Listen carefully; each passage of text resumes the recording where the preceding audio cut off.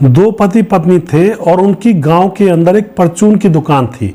परचून की दुकान दोस्तों वो होती है जहां पर सर्फ, साबुन, घर का चावल, दाल, आटा, ये सारी चीज़ें मिल जाया करती हैं। तो वह दुकान थी गांव के अंदर, लेकिन उस दुकान से उन दोनों की ज़्यादा आमदनी नहीं हो रही थी। अब इस बात को लेकर के दोनों पति पत्नी बड़े ही ज़्यादा चिंता में घिर जाते हैं कि आखिर आगे चल के गुजारा किस तरह से होगा, हम तो भूखे मरने की नौबत जो आन पड़ी है। क्योंकि दोस्तों गांव के अंदर कोई बिजनेस बड़ी मुश्किल से ग्रो करता है, कई बार तो चलता भी नहीं है। यही हाल इनकी दुकान का था। अब दोनों पति पत्नी बैठे हुए हैं और अब दोनों विचार करते हैं। जो पत्नी होती है वह बोलती है कि सुनते हो जी, एक तरीका तो मेरे पास है। तो पति कहता है बताओ क्या तरीका है।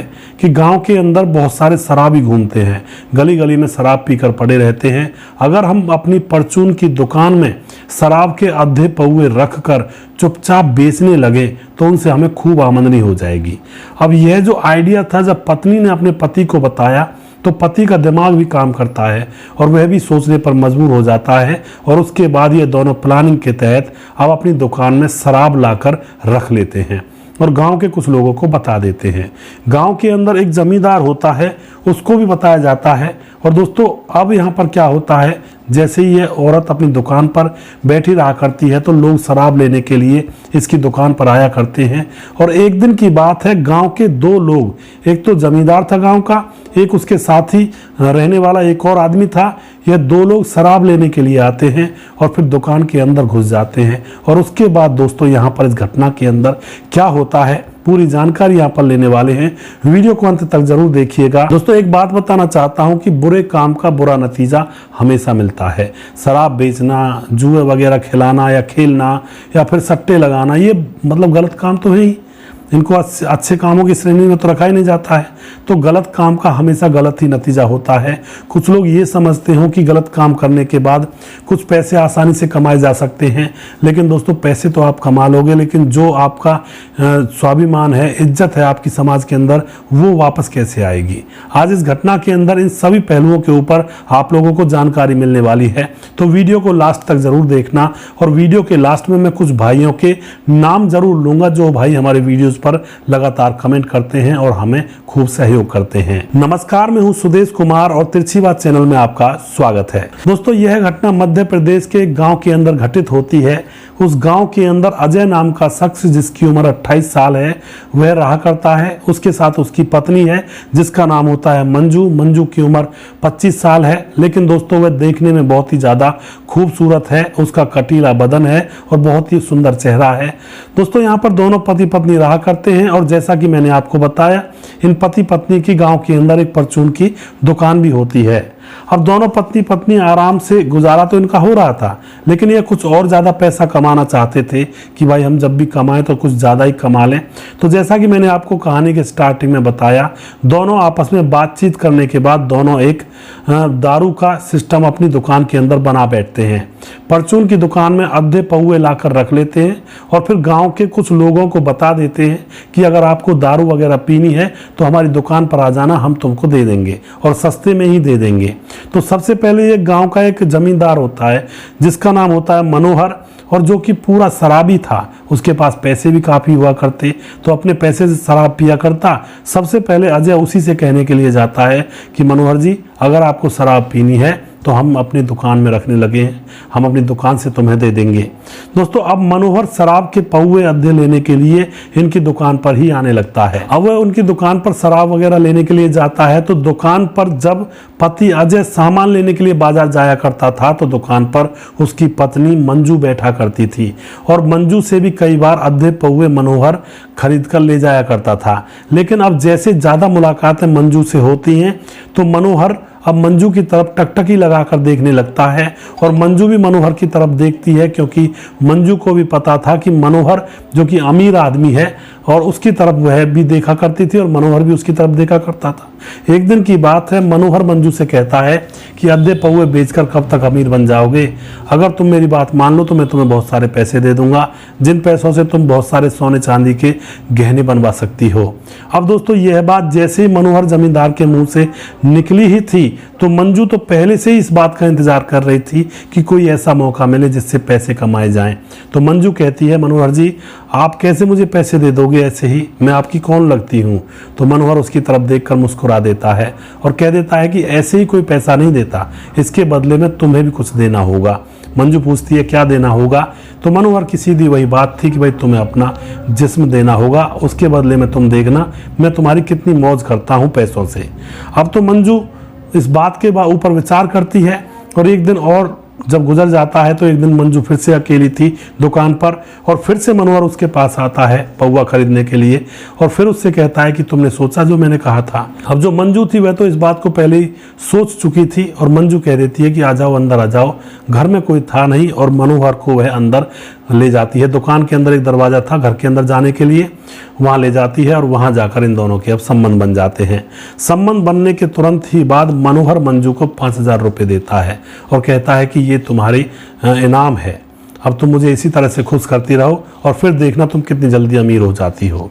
अब तो दोस्तों हाथ पर 5,000 रुपये रखे हुए देखकर जो मंजू होती है उसका तो खुशी का ठिकाना नहीं होता है, क्योंकि गरीबी से गुजर रहे थे, एक एक पैसे के लिए मोहताज थे, इसीलिए उन्होंने शराब वगैरह बेचना स्टार्ट किया था। अब तो मंजू अब दूसरे दिन का इंतजार करने लगती है कि कब मैं दुकान पर अकेली बैठूंगी और कब यहाँ पर मनोहर आएगा।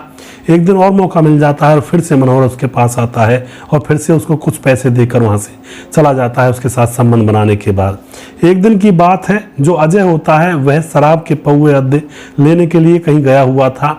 दुकान पर अकेली मंजू बैठी हुई थी, तभी जो मनोहर होता है जमींदार वह उसकी दुकान में सीधा घुस जाता है। लेकिन सामने ही एक नाई जिसका नाम होता है साबर, वह किसी की दाढ़ी वगैरह बना रहा था, जो घरों में जाकर नाई बनाते हैं दाढ़ी वगैरह।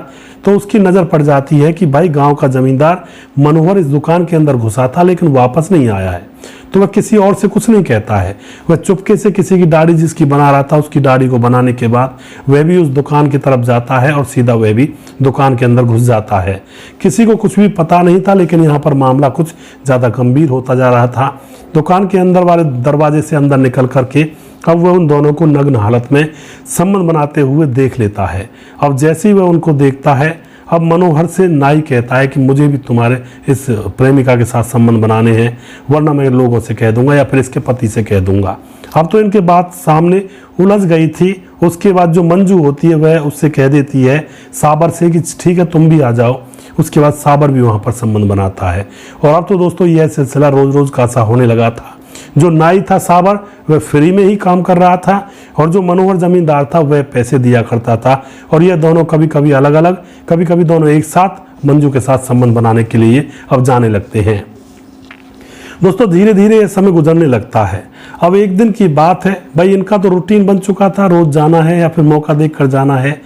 एक दिन की बात है, जो मंजू का पति अजय होता है वह घर के सामने वाली चौपाल पर बुजुर्गों के साथ बैठा हुआ ताश खेल रहा था। गांव के अंदर दोस्तों ताश खेलना बुरी बात नहीं मानी जाती है, हालांकि जहां पर लोग जुआ खेलते हैं वहां पर ताश की दाव लगाते हैं वगैरह जो भी कुछ होता है वहां पर यह बुरा माना जाता है।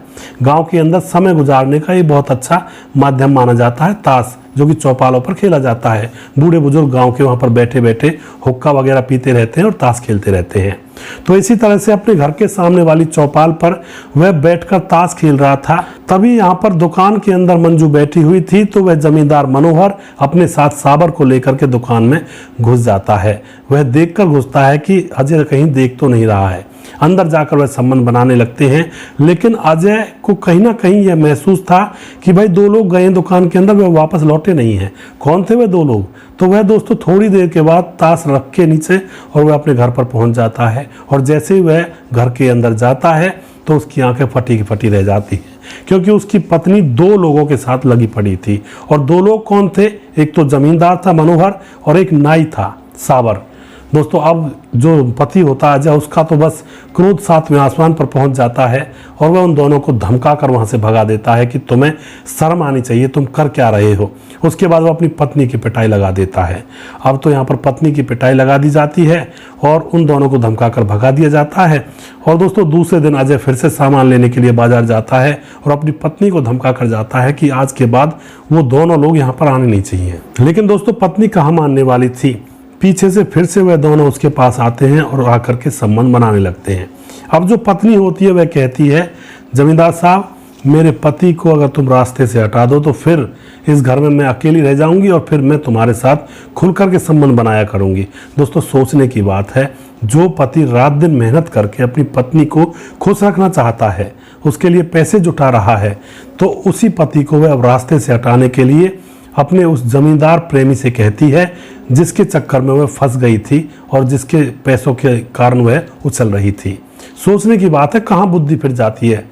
अब यहाँ पर जमींदार कहता है, उसके साथ वह नाई साबर भी था। ये दोनों कहते हैं कि ठीक है, हम देखते हैं कुछ ना कुछ। अब शाम होती है, शाम को अजय घर पर आता है और जैसे ही अजय घर पर आता है तो ये दोनों जमींदार मनोहर और साबर अब पहुंच जाते हैं अजय के घर पर। अजय कहता है कि तुम यहाँ पर क्यों आए हो, लेकिन दोस्तों जो जमींदार होता मनोहर, वह अंदर जाकर के उसके सामने हाथ जोड़ने लगता है और कहता है कि जो हुआ वो गलती से हुआ, तुम्हारी पत्नी ने हमारे साथ संबंध नहीं बनाए, हम जबरदस्ती उसके साथ संबंध बना रहे थे, उसको मजबूरी में हमारे साथ संबंध बनाने पड़े। यानी कि सारी सोची समझी हुई प्लानिंग थी। उसके बाद वह कहते हैं कि हमें माफ़ कर दो, आज के बाद हम ऐसा कभी नहीं करेंगे। अब दोस्तों गाँव का बड़ा जमींदार था मनोहर, अब उसको इस तरह से गिड़गिड़ाता हुआ देख करके अजय को उसके ऊपर तरस आ जाता है और सोचता है कि कौन इतना बड़ा आदमी किसी के सामने हाथ जोड़ता है, चलो मेरे सामने हाथ जोड़ रहा है तो ठीक है, इसको माफ़ कर देता हूँ। अजय कहता है ठीक है, तुम्हें मैं माफ़ कर देता हूँ, लेकिन उस नाई साबर से कहता है कि तुम्हें किस लिए माफ़ करूँ भाई, तू क्यों आ रहा था यहाँ पर। तो फिर से जिम्मेदार बोल पड़ता है कि इसको भी माफ़ कर दे, गरीब आदमी है। अब तो अजय ठीक है कह देता है, ठीक है तुम जाओ अपने घर, लेकिन जमींदार कहता है कि बात ऐसे नहीं बनेगी, आज हम तुम्हें माफ़ीनामे की शराब पिलाएंगे, माफ़ीनामे की पार्टी होगी, तब हम समझेंगे कि तुमने हमें माफ़ कर दिया। तुम हमारी शराब पी लोगे तो हम समझेंगे तुमने हमें माफ़ कर दिया। अब ये सारा कुछ प्लानिंग के तहत हो रहा था। प्लानिंग थी यहाँ पर अजय को रास्ते से हटाने की। अब अजय कह देता है कि ठीक है शाम को आ जाना। शाम को ये सारे लोग इकट्ठे होते हैं, शराब के जाम छलकाए जाते हैं और धीरे धीरे अजय नशे में चला जाता है। और उसके बाद जैसे वह नशे में चला जाता है तो अजय की पत्नी आकर के अजय को ज़मीन पर डाल देती है और दोस्तों उसकी गले को दबाने लगती है। और इधर जो जमींदार और वह नाई साबर था वह उसके हाथ पांव को पकड़ लेता है और मारने के बाद अब उसकी हत्या कर दी जाती है। अब उसको फंदे पर लटका दिया जाता है दोस्तों, जिससे कि लोगों को ये लगे कि इसने अपनी जान दे दी है। फंदे पर लटका दिया जाता है, रात भर फंदे पर लटका रहता है। सुबह जैसे होती है तो पत्नी मंजू जोर जोर से चिल्लाने लगती है कि मेरे पति को क्या हो गया, ये तो फंदे से झूल गया रात में। शाम को तो सही सोया था। गांव के लोग इकट्ठा होते हैं, पुलिस भी आती है। पुलिस आकर पूछती है कि क्या हुआ, तो मंजू कहती है कि इन्होंने अपनी जान दे दी, फंदे पर लटक गए, शाम को सही सोए थे। अब उसके बाद दोस्तों घर के अंदर पत्नी ही थी, तो पुलिस सबसे पहले लाश को उतारती है, पोस्टमार्टम के लिए भेजा जाता है। और 2 दिन के बाद जब पोस्टमार्टम रिपोर्ट आती है तो पुलिस के भी कान खड़े हो जाते हैं। पोस्टमार्टम रिपोर्ट से पता चलता है कि इसकी तो हत्या की गई है गला दबाकर, उसके बाद फंदे पर लटकाया गया है। तो पुलिस तुरंत सोच जाती है कि इसकी पत्नी ही घर के अंदर थी, जब इसकी हत्या कर दी गई तो यह फंदे पर कैसे झूल गया। दोस्तों उसके बाद उस पत्नी को उठा लिया जाता है, क्योंकि शक के दायरे में वही आ रही थी। शक्ति से पूछा जाता है तो वह सारा राज पुलिस के सामने खोल देती है कि मैंने और गांव का जमींदार मनोहर और गांव का नाई साबर, हम तीनों ने मिलकर के इसकी हत्या करके इसको फंदे पर लटकाया है। दोस्तों इन तीनों को अरेस्ट किया जाता है और इनको जेल में डाला जाता है। इनके खिलाफ विभिन्न धाराएं लगाई जाती हैं। तो इस तरह से दोस्तों एक प्रेम तो कुछ नहीं कहेंगे, प्रेम ये नहीं होता, हवस कहेंगे। हवस के चक्कर में लोग अपने घरों को, जो बसे बसाए घर होते हैं, उनको भी तबाह कर लेते हैं, उजाड़ देते हैं। अब यहाँ पर मंजू का कौन सा भला हो गया, इसने हवस का चक्कर देखा था। और इस जमींदार का कौन सा भला हो गया, इस नाई का कौन सा भला हो गया। अगर नाई दूर रहता, आराम से किसी की दाढ़ी बनाता, पैसे कमाता। अब यहाँ पर इस चक्कर में पड़ने के बाद अब यह जेल में जाकर कैदियों की दाढ़ी बनाएगा। तो इस तरह से दोस्तों लोग फंस जाते हैं इन अवैध संबंधों के जाल में। तो इनसे दूर रहें, वरना जिंदगी को तबाह होने में 1 मिनट का, 1 क्षण का टाइम नहीं लगता है। दोस्तों जीवन बहुत छोटा है, इसको शान से जिएं।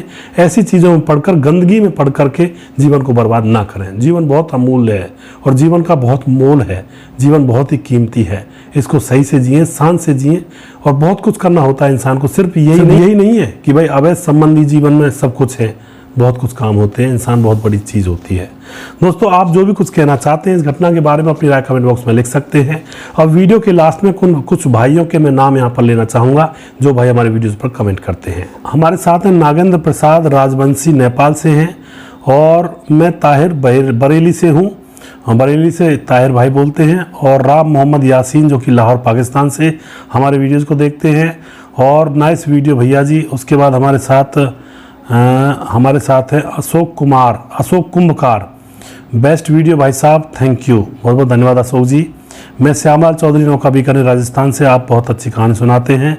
सुशील चौधरी हमारे भाई कह रहे हैं कि वाह क्या बात है गुरुजी, कितनी शालीनता से जवाब दिया है आपने थंबनेल वाले कमेंट का, सल्यूट आपको जी। सुशील चौधरी जी भाई ने बताया है, कल एक वीडियो बनाया था मैंने, उस वीडियो में किसी भाई ने पूछा था कि भाई साहब आप जो ये थंबनेल पर लिखते हैं ये थोड़ा सा गलत लगता है, और कुछ दिन बाद हम लोग आपको इग्नोर करने लगेंगे अगर आप इस तरह से थंबनेल पर लिखेंगे।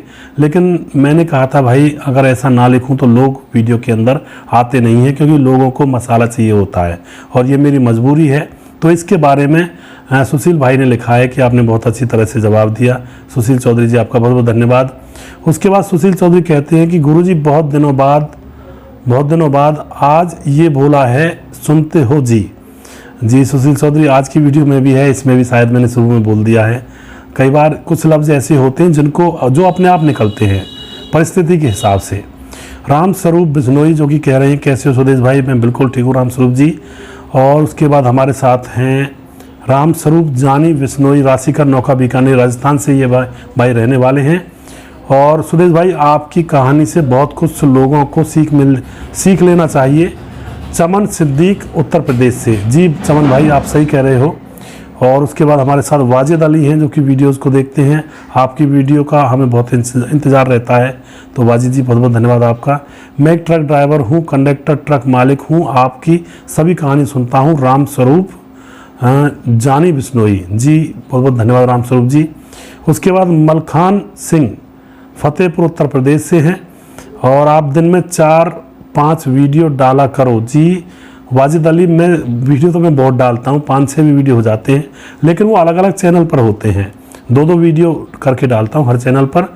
आप देख सकते हैं 2 वीडियो तो तिरछी बात पर हैं, इसी पर जिस पर आप देख रहे हो, और 2 वीडियो तिरछी बात भारत एक चैनल है मेरा, उस पर भी 2 वीडियो होते हैं, और मेरे गोपाल चैनल है उस पर भी एक वीडियो डाला जाता है, और एक फिल्मी कहानियाँ चैनल नाम से भी एक चैनल है, उस पर एक फिल्मी कहानी से रिलेटेड वीडियो डालता हूँ। तो भी ये 4 वीडियो हो जाते हैं, लेकिन अलग अलग डालता हूँ इसलिए आपको शायद। उसके बाद दोस्तों पूनाला कुमार वैशाली बिहार से हमारे वीडियोस को देखते हैं। और उसके बाद मलखान सिंह दोबारा से कमेंट करते हैं, वसीम उड़ीसा से, राजकिशोर चौरसिया महाबलेश्वर महाराष्ट्र से, और हमारे साथ पप्पू लोधी हमारे भाई जो कि वीडियोज़ पर कमेंट करते हैं, हमें खूब सहयोग करते हैं। कुछ एक कमेंट और ले लेता हूँ। नमस्कार सुदेश भाई जी, गुड कहानी उड़ीसा से, मैं नीलांचला नाम है और हमें सपोर्ट करते हैं, वेरी नाइस। उसके बाद हमारे साथ और भी हैं, सुखराम बिश्नोई श्री रामपुर फलौदी से हैं, नागेंद्र प्रसाद राजवंशी नेपाल दोबारा से आए हैं, और सुदेश जी मैं फेसबुक में नंदलाल जैसी और नंदू भाई जैसी और यूट्यूब में नंदू भाई जैसी के नाम से हूँ, तीनों जगह पर। जी बहुत बहुत धन्यवाद नंदू भाई जी, आप इसी तरह से सपोर्ट करते रहिए। और उसके बाद कुछ कमेंट फेसबुक से भी ले लेता हूँ, वहाँ पर भी हमारे भाई हमारे वीडियोज़ को देखते हैं। हमारे साथ हैं फेसबुक पर हैं सूर्य प्रकाश मिश्रा जी हैं। सर जी, जब काजल को पता था कि पति शारीरिक रूप से अक्षम है तो विवाह ही नहीं करना था। वह तो जेल गई, लेकिन छोटे बच्चे से माता पिता का सुख भी चला गया। बिल्कुल सही कह रहे हैं। और सूर्य प्रकाश मिश्रा जी हमारे वीडियोज़ को देखते हैं और बहुत ही अच्छी तरह सपोर्ट करते हैं, भाई का बहुत बहुत धन्यवाद। राजेश वैष्णव हैं, सुदेश भैया जय श्री राम, सुपर से भी ऊपर। मैं पोखरन से राजेश वैष्णव, पत्नी दीपावली वैष्णव, जिला जैसलमेर राजस्थान से हूँ। सुदेश भैया जी बहुत बहुत धन्यवाद राजेश जी, आप इसी तरह से सपोर्ट बनाए रखें। JS पांडे हैं, संजीव कुमार हैं और सलीम खान हैं। कैलाश चौधरी हमारे भाई जो कि कैलाश चौधरी कल्याण महाराष्ट्र से हमारे वीडियोज़ को देखते हैं। लाल सिंह हैं, बरियम खान हैं और महेंद्र कुमार हैं। प्रवीण बघेल शिवपुरी हैं और राम गोसाई हैं जो कि वीडियोज़ को देखते हैं। छोटू तिवारी, JS पांडे हैं। फरूकी आजम हमारे भाई जो कि वीडियोज़ को देखते हैं। मनोज सिंह हैं और उसके बाद मुकेश कुमार हैं, सलाउद्दीन खान हैं और नीलम चादर हमारे वीडियोज़ को देखते हैं। और सुजीत कुमार दोबारा से, राजकुमार मीना हैं और कंवल बख्शी हमारे वीडियोज़ को देखते हैं, गुरदासपुर पंजाब से हैं। और पूजा ऋषिकेश मीना, आप बहुत बढ़िया कहानी सुनाते हो सर। जी पूजा जी बहुत बहुत धन्यवाद आपका। नंदलाल पासवान है जो कि वीडियोस को देखते हैं, पलामू झारखंड से रहने वाले हैं और पुलिस में कार्यरत हैं और भाई हमारे वीडियोस पर खूब सपोर्ट करते हैं। और किशोर कसरमा जो कि वीडियोस को देखते हैं। उसके बाद अक्सर अली है हमारे साथ और संदीप पटेल, संदीप जो कि वीडियोस को देखते हैं। और भीकम सिंह हैं, भीकम सिंह कुशवाहा, मान सिंह उज्जानी और परवीन राज जो कि बिहार से हैं। सुरेश साहनी हैं, बाबूलाल हमारे भाई, राजेश कुमार यादव जो कि वीडियोस को देखते हैं। और खानू खान, आपकी बात सही है, आयान खान है और सुभाष नायक जो वीडियोस को देखते हैं। बहुत सारे भाई हमारे वीडियोस को देखते हैं दोस्तों। और नईम अहमद हमारे भाई जो कि वीडियोस को देखते हैं। सुजीत कुमार हैं, संजीव कुमार है नेपाल से और जेएस पांडे नेपाल से। एचपी सिंह हमारे भाई जो कि वीडियोस को देखते हैं।